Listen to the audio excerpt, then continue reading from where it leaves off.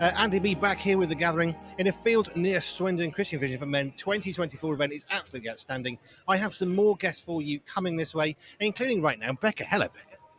Hello, you. How you doing? Yes, I'm exhilarated. I'm running out of superlatives for this place because it's absolutely blowing my mind good. Never done anything like this. It's unbelievable. How would you? I've been asking this question.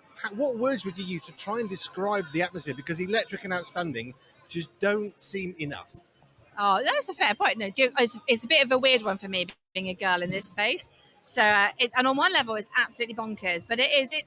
I tell you what, I sat in the service this morning. I don't even know if you could really call it a service. It's a session. But I sat at the front and I just sat down whilst the men stood and sang, and it was incredibly emotive and moving. So it's just a really fabulous space where men clearly just come and connect, and it's lovely. Yeah. Chatting to a few of the guys yesterday, the one thing that seemed to be kind of coming up in every conversation is what do you come for? There's all these different reasons. And 2,000 men singing together seem to come up a lot because it isn't something that men would classically think of doing. We don't generally sing unless it's around the fire with a beer, and yet somehow they're sort of capturing that and translating it into worship, it blows my mind. Yeah, it's really beautiful. I got quite emotional sat at the front, but it's almost like it's something of the football stands, isn't it? It's that because in those contexts, men actually do suddenly come alive and they do start singing and they do let go, and seeing that in the context of God and church is just beautiful.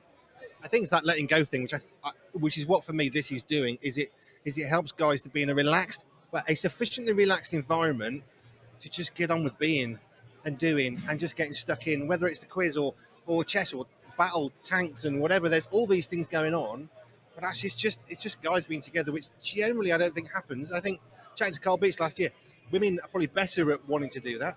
Generally, I think men perhaps generally aren't, which is why I think this is great. But it's great to have this sort of a thing. Now, I've got you over for different reasons. Now, you're not just wife of Steve Legg, because that's just one part of who you are. The other bit, which I'm also really excited to talk to you about, is your day job, I guess, for want of a better word.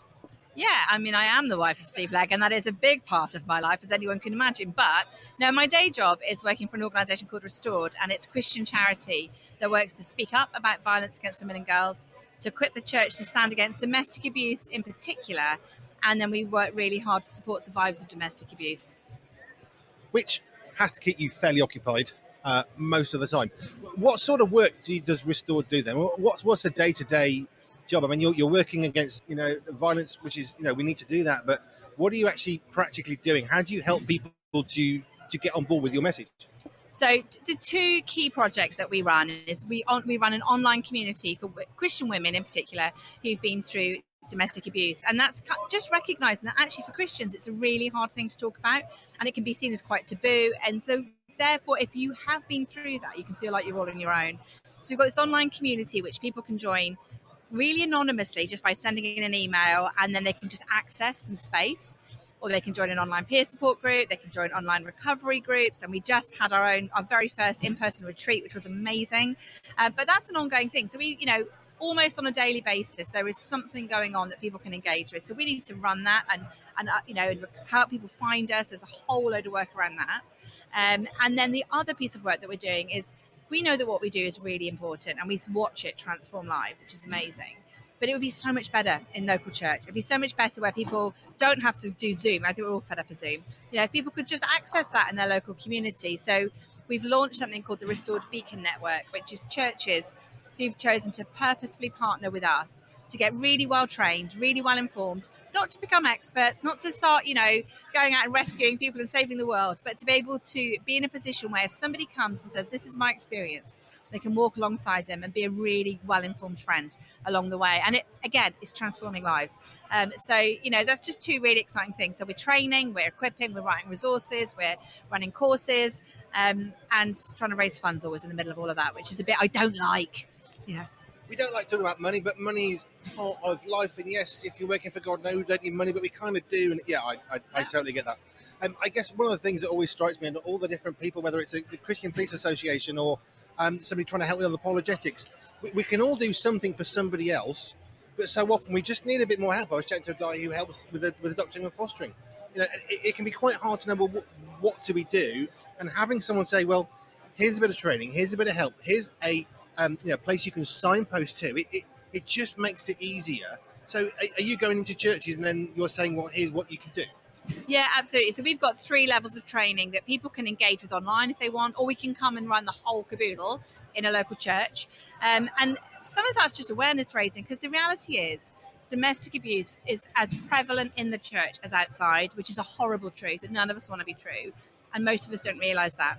So there's a lot of awareness to raise to say, actually, this is happening. You might not think it is. This is happening in your church. And if you understand it and can talk about it a little, and here's some simple things that you can do to just make sure your church knows they're allowed to talk about this, then actually you'll be able to help people who are in desperate situations. So we have like basic level of awareness, but then we run through training which really digs into the theology around it, because it's complex, and it's sometimes we've understood scriptures to be in a way that actually can get used to and manipulated to collude with abuse, which really is never God's intention. And then finally, we run a session that looks at, actually what does meaningful support look like? How can we do that well? And so, people can engage that. We can come into your church, or even individuals can just sign up online to do that.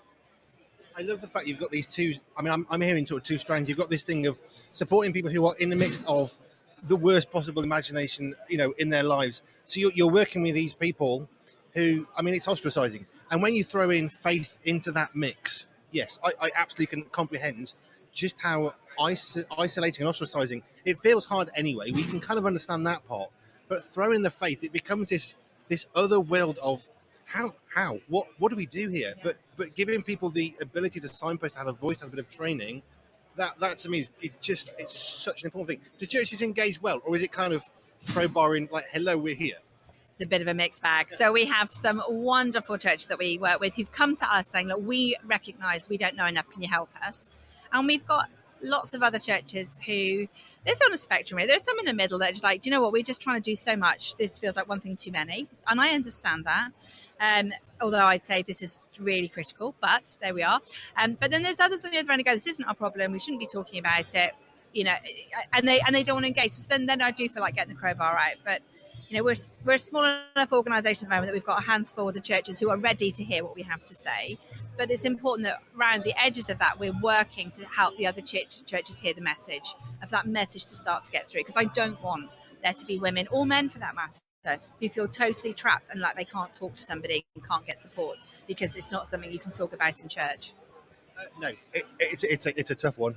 But having people who can say, look, here's how you can help.